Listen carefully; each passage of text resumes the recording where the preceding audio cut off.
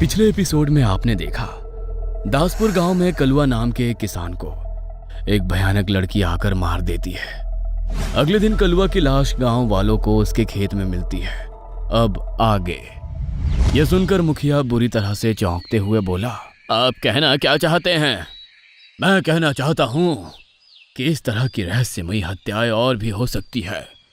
सभी गांव वालों को चौकन्ना रहने की आवश्यकता है। जहां तक मैं कलुआ को जानता हूं तो कलुआ धर्म कर्म में बहुत कम विश्वास रखता था। शायद इसी वजह से इसका अंत हुआ। इतना बोलकर साधु सभी गांव वालों की ओर देखकर बोले, आज के बाद तुम सभी गांव वाले अपने खेतों में दोपहर में ही काम करके अपने अपने घर चले जाना। याद रखना, शाम तक अगर कोई भी अपने खेत में काम करेगा तो वो अपनी मौत को दावत देगा। लेकिन ऐसा कब तक चलेगा? मैं इस मामले की जड़ तक पहुंचने के लिए जंगल में एक यज्ञ करने के लिए जा रहा हूं। तब तक तुम गांव वालों को सचेत करते रहना और खुद भी सचेत रहना। इतना बोलकर साधु कलुआ की लाश को बहुत गौर से देखते हुए बोले, कलुआ की लाश बता रही है इसे किसी चुड़ैल, पिशाच या भूत ने नहीं मारा। तो फिर किसने मारा है? इसी बात का तो पता लगाना है। ये जो भी है सबसे अलग है। आधी रात का समय था। विमला ताई अपने घर के अंदर रजाई में दुबकी हुई छत को घूर रही थी। उसकी आंखों के सामने बार बार गौरी का चेहरा आ जा रहा था। विमला ताई बेचैनी से अपनी चारपाई पर लेटी हुई करवटें बदल रही थी कि तभी उसके कानों में किसी लड़की की हंसने की आवाज टकराई। विमला ताई बुरी तरह से चौंक पड़ी और इधर उधर देखने लगी, मगर उसे कोई भी नजर नहीं आया। विमला ताई दोबारा लेट गई, मगर जैसे ही उसकी नजर दीवार की छत पर पड़ी तो उसकी आंखें दहशत से फटी की फटी रह गई। दीवार पर एक वही भयानक लड़की जिसने कलुआ को मौत के घाट उतारा था, विमला ताई की दीवार की छत पर किसी छिपकली की तरह चिपकी हुई उसे घूर रही थी। विमला ताई के गले से चीख निकलने ही वाली थी कि तभी वह भयानक लड़की बिजली की रफ्तार से विमला ताई के ऊपर गिर गई और अपने लंबे और पहने नाखून विमला ताई की गर्दन में गड़ा दिए। विमला ताई को चीखने तक का मौका नहीं मिला।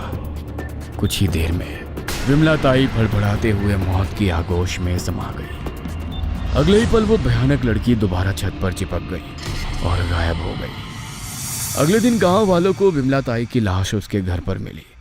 लाश को देखकर सभी गांव वाले खौफजदा हो गए, क्योंकि विमला ताई का शरीर सूख के कांटा हो चुका था।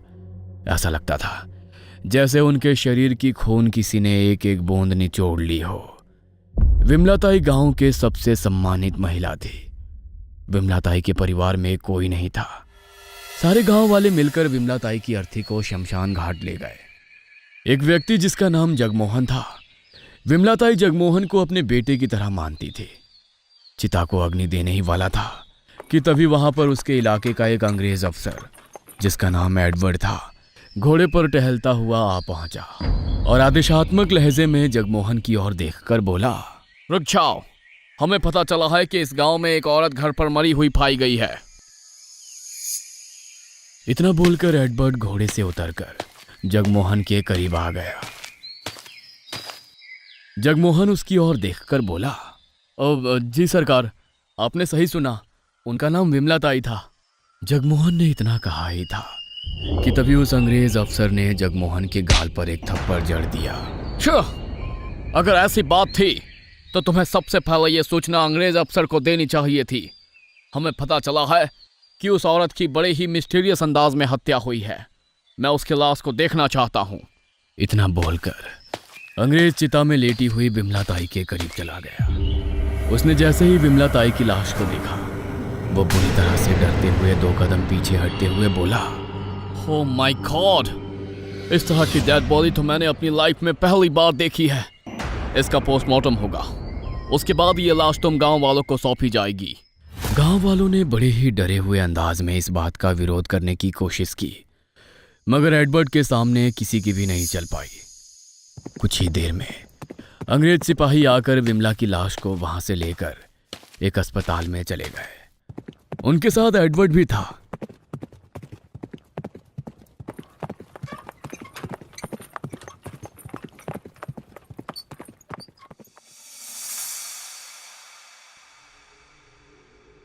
एडवर्ड हॉस्पिटल के डॉक्टर की ओर देखकर बोला, डॉक्टर, पहले तो मुझे लगा था कि यह कोई सामान्य हत्या होगी, लेकिन डेड बॉडी देखकर मैं बुरी तरह से डर गया। कल सुबह तक मुझे इसकी पोस्टमार्टम की रिपोर्ट मेरे ऑफिस में चाहिए।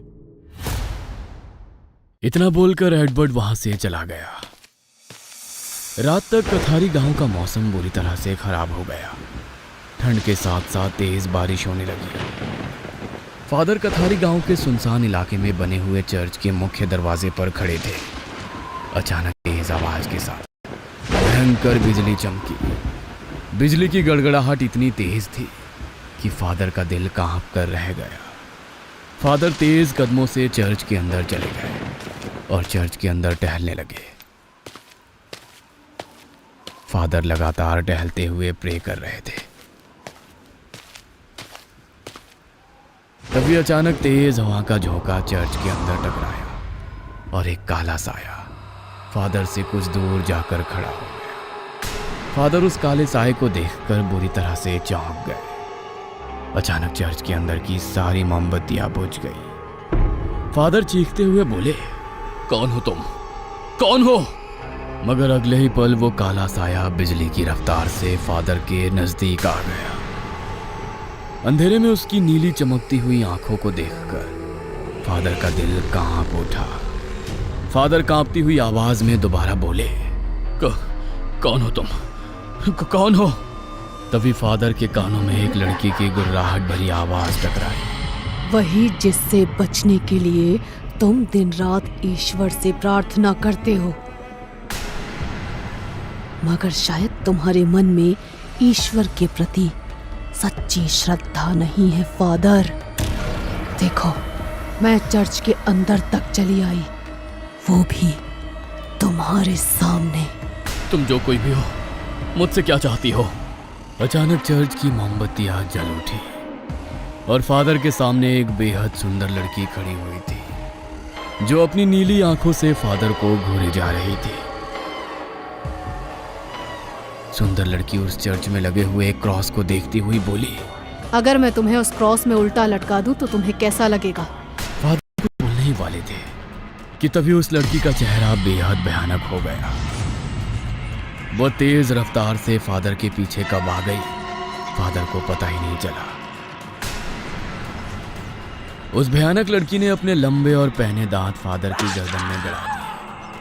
फादर की एक दिल दहला देने वाली चीख चर्च में गूंज गई। फादर के मरते ही अचानक वो भयंकर लड़की ठहाके मारकर हंसने लगी। तभी चर्च के अंदर जोर से बिजली चमककर गायब हो गई और वो भयानक लड़की भी उस चमकती हुई बिजली के साथ गायब हो गई। अगले दिन फादर की लाश चर्च में लगे हुए क्रॉस पर उल्टी लटकी हुई मिली। फादर की लाश पर सैकड़ों मक्खियां भिनभिना रही थी। फादर की लाश को देखकर सभी लोग बुरी तरह से डर गए।